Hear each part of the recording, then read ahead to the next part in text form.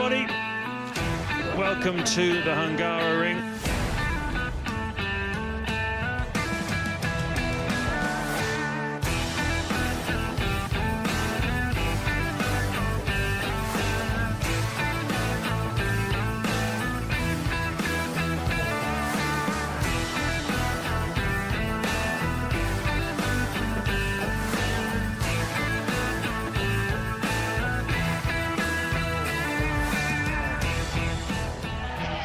Watch Alonso.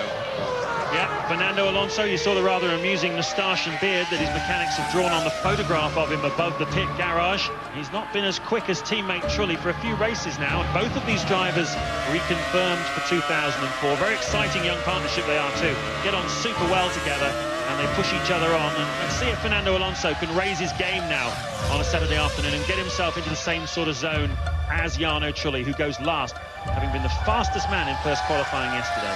29.1 first sector for Alonso, a little bit of oversteer on turn into 11, and look at that, a third of a second up on Montoya.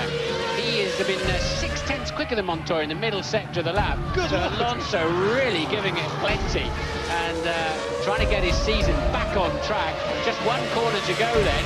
A little bit of understeer on turn, a bit of oversteer mid-corner. Car now firmly planted. And Alonso goes for the exit pole. Yes, it is. What an amazing lap by Fernando Alonso. Where on earth did that come from? That was incredible. Half of 6/10 of a second. That was an absolute stonker from Fernando Alonso. He goes on pole provisionally at the moment.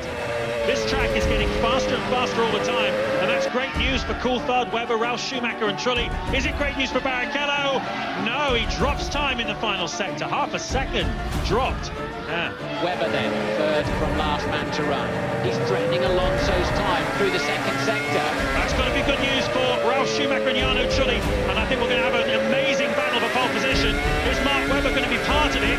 Answer, no, but he's still second, and that pushes Montoya down to third place. The drama is building here at Budapest. Mark Webber has done a fantastic lap. He was 4/10 slower then than Alonso, and now the pressure really is on Jarno Trulli. He's got Ralf Schumacher to go out before him. This is shaping up very well. Let's see, final corner then for Ralf Schumacher. Painfully slow as he goes round at 80 miles an hour. Picks up the speed, hurdles it across the line, and goes second. Alonso is still fastest. Well, we had an all-Renault front row at the Malaysian Grand Prix earlier this year, and in a minute and 20 seconds we will find out whether we're going to have another one. Fernando Alonso is provisionally on pole position, and this is the only man who can take it away from him. Not looking like a lap that's going to beat Alonso to me. No, look at this. Already 4/10 of a second down. Just got to keep calm now, as Martin said. There's a 3/10 gap between Alonso and Ralf Schumacher. If he can get something back in this final sector, he might bridge it. Otherwise, he'll probably slot in somewhere around Ralf Schumacher and Webber. The margin between them is only hundredths. It's going to be very nip and tuck, very, very close at the front of the grid. And Jarno Trulli will start in 6th place tomorrow. Oh dear, the lap went wrong for him. So Alonso has pole position. Renault were in a win-win situation with that lap, whatever happened. Ralf Schumacher's second, Webber third. Yeah, Michael Schumacher's going to start from the 4th row of the grid tomorrow. Championship contenders alongside him, Raikkonen, Montoya up in 4th. The race tomorrow is going to be fascinating. And this guy here, Fernando Alonso, is going out to win it.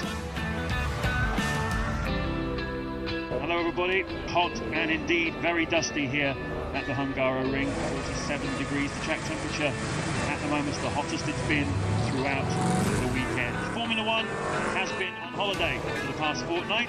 This is the first weekend back in the saddle, and it's seen an intense level of competition. Fernando Alonso on pole for the second time this season. Renault looking very, very strong here this weekend. On his long runs in practice, he's looked as though he had the pace of Williams, McLaren and Ferrari. Can he stay there? Can he win the Grand Prix? Ralf Schumacher alongside him. We already know that Alonso's Renault takes off like a missile from that Renault launch control system, so Ralf Schumacher is certainly up against it. Championship-wise, Juan Pablo Montoya, 4th on the grid. He said last night he's thinking more about Michael Schumacher than he is about Ralf Schumacher.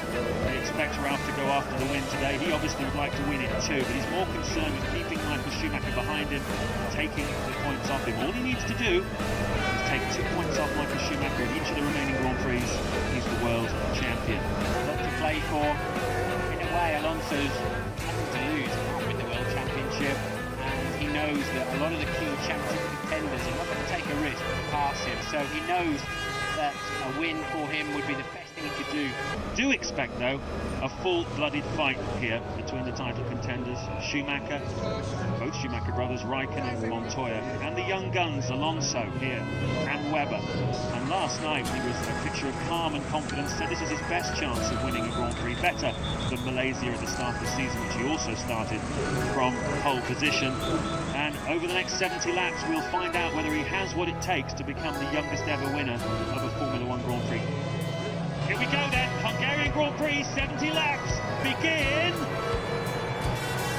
now! Cracking start from Alonso, look at that, he's like a missile, he's flying towards the first corner, and you see Ralf Schumacher is behind Webber, he's also behind Rubens Barrichello.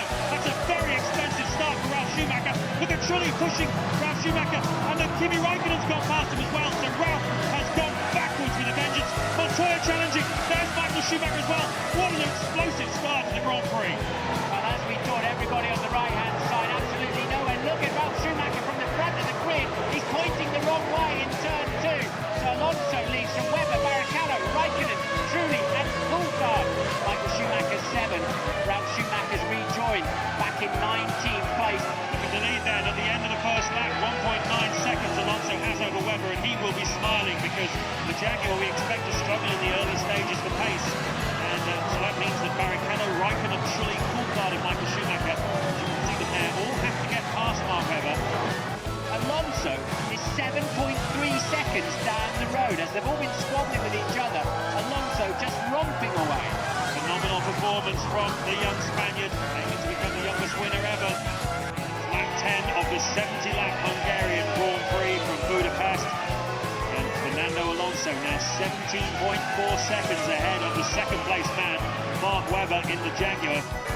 Well, there you have it then, lap 13. That's very early indeed for Alonso. The strategy was, as we thought perhaps earlier in the weekend, enough to lose their 4th place in the championship. Let's stick the car on pole and let's see if we can go out and win it. But in fact, with a 21-second advantage, he isn't going to come back out quite in front of Mark Webber. But let's see how much fuel he puts in the car. That'll tell us what his strategy is for the rest of the day. Anything around 8 or 9 seconds. That looks like 3 stops to me.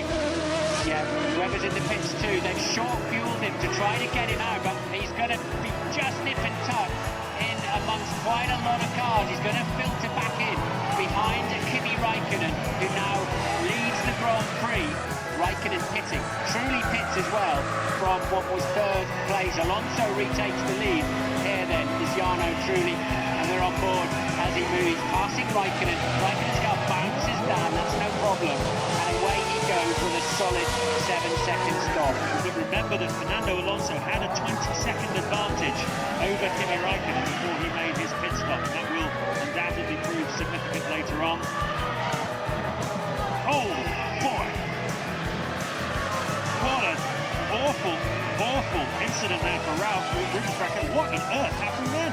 Left rear suspension failure. That is highly unusual on a Ferrari to see a sheer suspension failure. It's catastrophic. Look at that. Yeah, Michael Schumacher has just been shown the blue flag, which means the leader is coming through. Let him through. There he is. He's about to do so. And you can see the race leader now coming in on the back of Michael Schumacher. Not quite close enough yet to do something about him, but who would have believed it? I would have thought those blue flags were shown very, very early, I have to say. And it seems as if Michael is now backing off and letting the leader through. That's going to put a smile on a few people's faces at Renault. Well, he took pole.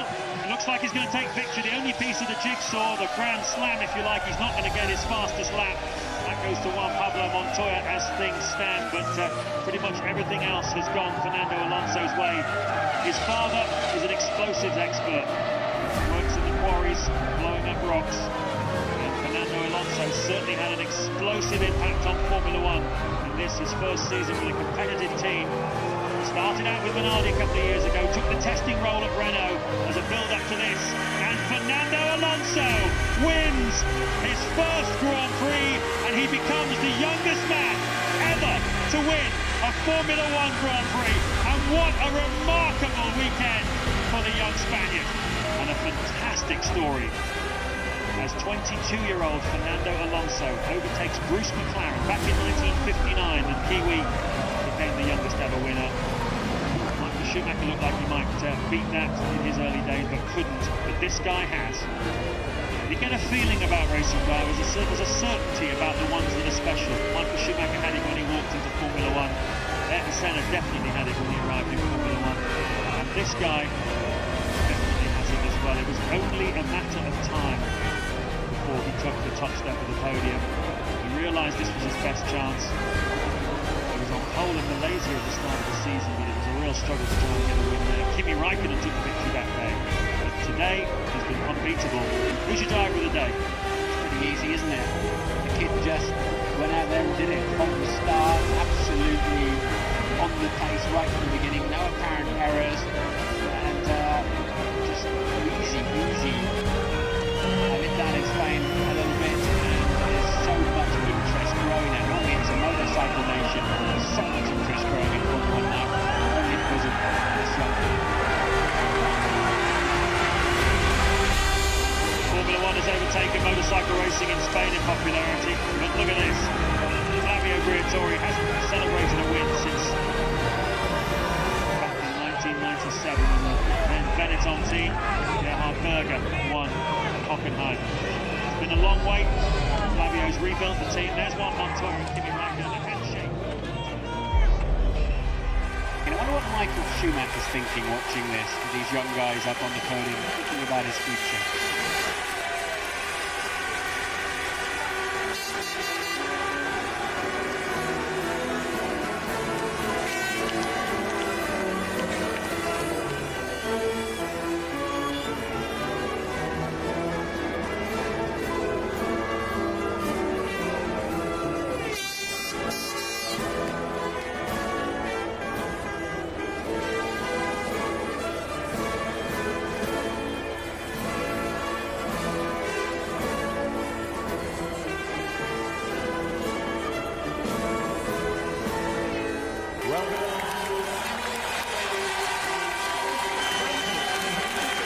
Just a quick glimpse there of Alonso's father there with the grey hair, clapping his young son.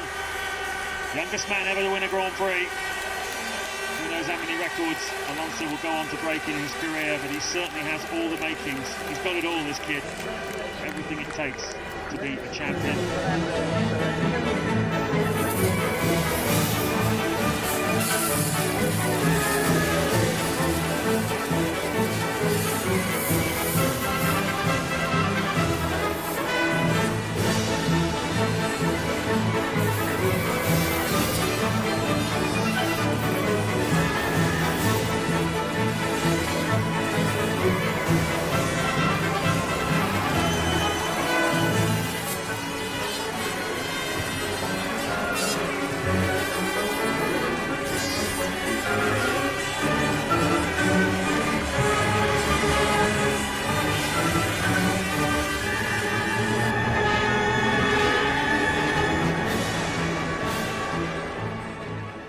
Fernando, history today, youngest ever Grand Prix winner, first Spaniard, first win for Renault for 20 years.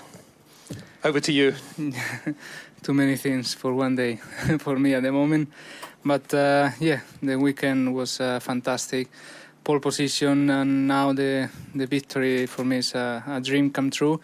And you know, I'm 22 years old and I have my first victory in the pocket. So I hope a long career here in Formula One with more victories. It must have been a rather strange start to the race for you. You must have wondered where everybody had got to. Yeah. At the beginning, the first 2 or 3 laps, I had Mark Webber in the mirror. And then in the 8th or 9th lap, I asked the team where are the others, and they told me 15 seconds away. And I thought, oh my God, I'm very fast now.